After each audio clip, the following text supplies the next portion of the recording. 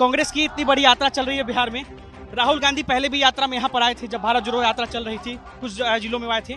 तो क्या आपके इस यात्रा में आने वाले समय में राहुल गांधी भी ज्वाइन करेंगे इस यात्रा को? देखिए, इस यात्रा का एक चीज समझ लीजिए, अभी मैंने आपको जो यात्रा का डे प्लान है वो बताया।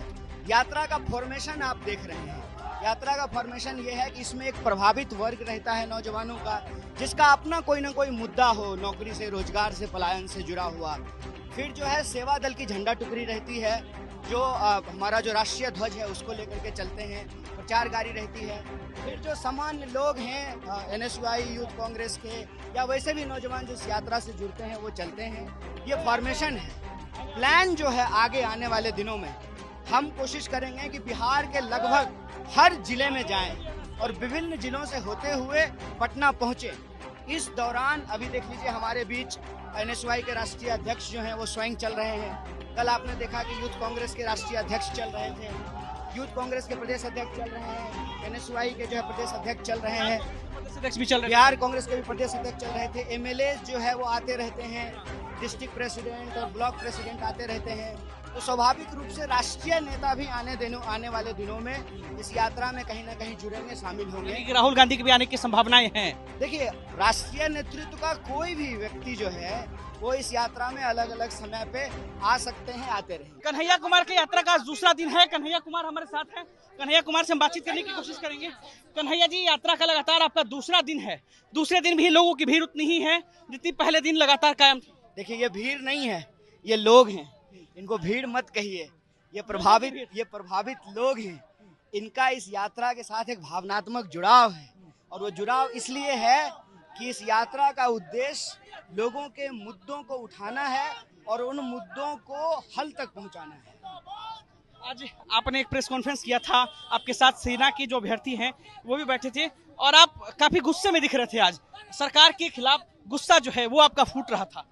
देखिए, आप उन जो नौजवान हैं उनकी बात को जब आप सुनेंगे तो किसी भी इंसान को गुस्सा आएगा कि क्या स्थिति बना दी है कि कहते थे 2 करोड़ नौकरी देंगे, और यहाँ ये लोग जो है पूरी भर्ती प्रक्रिया कंप्लीट करने के बाद नियुक्ति पत्र का इंतजार करते रह गए और जो है उसको निरस्त कर दिया गया और नई योजना जो है उनके ऊपर थोप दी गई, और वो उज्जवल भविष्य खुद का, समाज का बनाने की प्रतिभा रखने वाले बच्चे हैं, नौजवान हैं।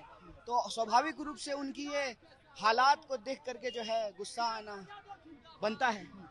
आप पलायन रोको, रोजगार दो यात्रा कर रहे हैं, वही दूसरी तरफ नीतीश कुमार हैं, वो कहते हैं कि हमने पिछले 5 साल में 20 लाख के 12 लाख से ज्यादा जो है सरकारी नौकरियां दी है। दावा करते हैं वो कि हमारे आने के बाद हमने रोजगार बढ़ाए हैं, कई सारे उद्योग लगाए हैं। सरकार की कोशिश है कि उद्योग के क्षेत्र में ज्यादा से ज्यादा बिहार में काम हो। देखिए, सरकारें दावा करती हैं, दावा अपनी जगह है, लेकिन हमको बिहार की हकीकत को भी देखना पड़ेगा। सवाल ये है कि अगर नौकरी मिल रही है, अगर शिक्षा की व्यवस्था बेहतर हो गई है, अगर अस्पताल सुंदर हो गए हैं, अगर सब कुछ ठीक है, तो मेरा प्रश्न ये है कि पंजाब का कोई इंसान बिहार में आकर के क्यों नहीं काम कर रहा है? बिहार के लोग ही यहाँ से जाकर के दूसरी जगह क्यों काम कर रहे हैं? इसका मतलब दावा और हकीकत थोड़ा अलग अलग है। और बिहार में जो नौजवान हैं, जो तैयारियां कर रहे हैं, वो उम्मीद पालते हैं कि उनको उनकी योग्यता के हिसाब से काम मिलेगा। तो सरकारें दावा करती हैं, हमको लगता है कि हकीकत ये है कि बिहार में अगर लोगों को सब कुछ मिल रहा होता तो कोई नहीं चाहता है अपना घर बार छोड़ करके किसी दूसरे प्रदेश में जा करके अपमान और जिल्लत झेलना।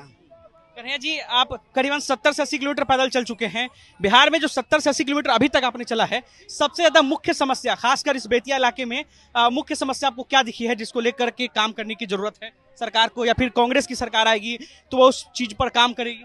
नहीं, मैं कोई झूठ नहीं बोलूंगा। 70 से 80 किलोमीटर पैदल नहीं चला हूँ।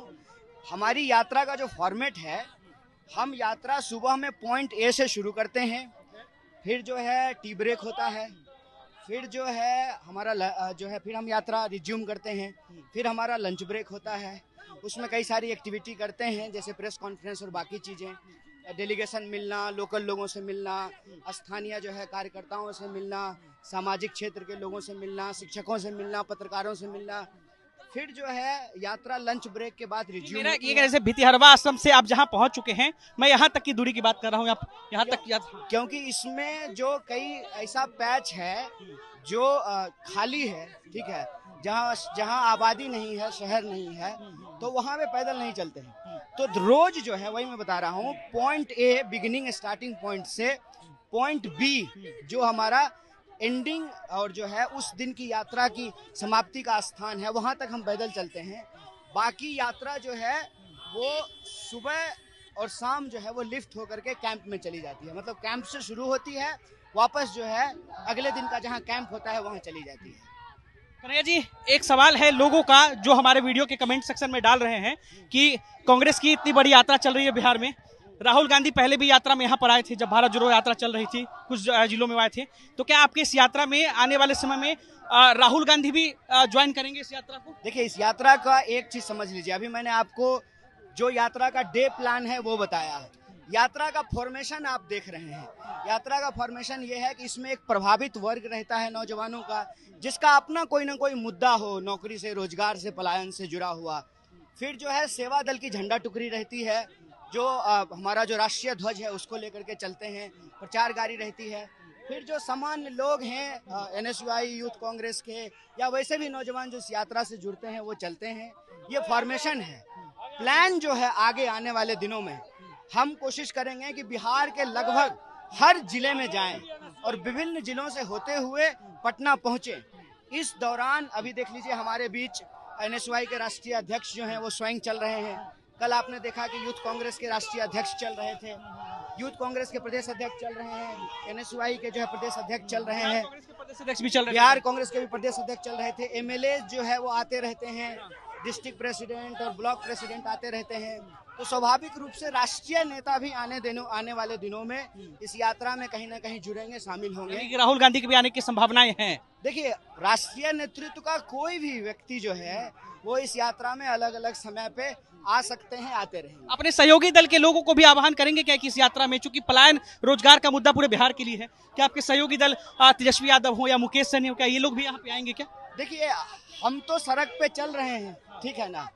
इस यात्रा में इस मुद्दे पे लड़ने वाले जो लोग हैं, जो विचारधारा, समान विचारधारा के लोग हैं, जो हमारे सहयोगी दल के लोग हैं, नेता हैं, कार्यकर्ता हैं, हर कोई इस यात्रा में आ सकते हैं। सबका स्वागत है, सबका अभिनंदन है। चलिए, तो कन्हैया कुमार ने अपने सभी सहयोगी दल के नेताओं को भी आह्वान किया है, चूंकि ये मुद्दा रोजगार और पलायन का है। आगे भी हमारी बातचीत कन्हैया कुमार से होती रहेगी और इनके इस यात्रा को लेकर पल पल की अपडेट हम आप तक पहुंचाते रहेंगे। बने रहे हमारे साथ।